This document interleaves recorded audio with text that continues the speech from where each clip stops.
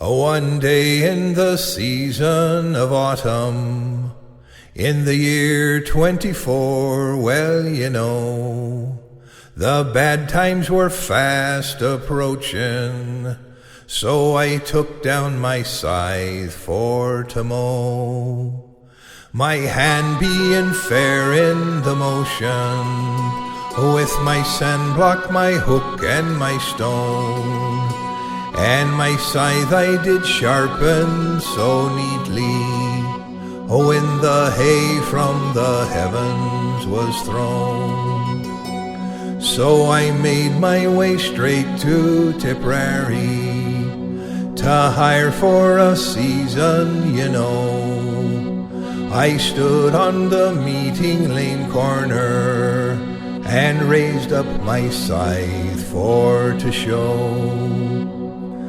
A widow convenient to Bansha observed me there standing alone. She modestly then did approach me, and said she had hay for to mow. Then she asked me what county I came from, and where I did mean for to go, and whether by daily employment or by task I was willing to mow.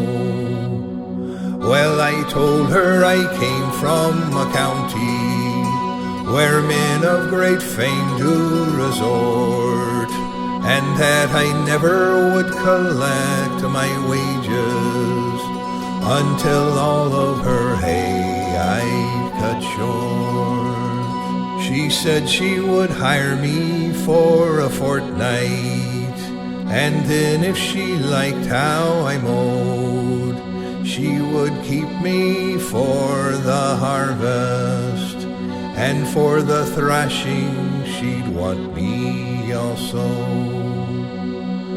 My diet would be dressed in rotation, with the best that the house can bestow. And sure, the longer with me you are acquainted, 'tis the better you'll like me, I know. Well, she showed me her meadow that evening, and she told me to cut it right low. But as soon as I entered that quarter, she says I was a-cuttin' too slow.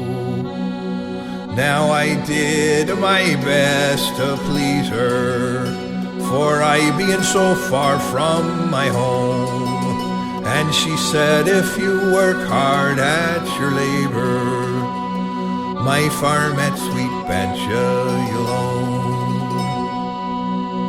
So I cut all her hay and her corn, and I thrashed all her wheat and her oats.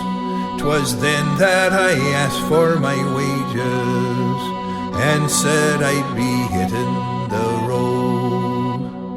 Oh no, do not forsake me, and leave me in grief to condole. Sure 'tis I will keep you from hard labor, and my farm in sweet Bansha you'll own. So we came to agreement that morning. I said I would never go home. I would spend all my days with her, for to plow and to reap and to sow. We went for the clergy next morning. He tied the knot on us so fair, and now we live near sweet Bansha, contented forever.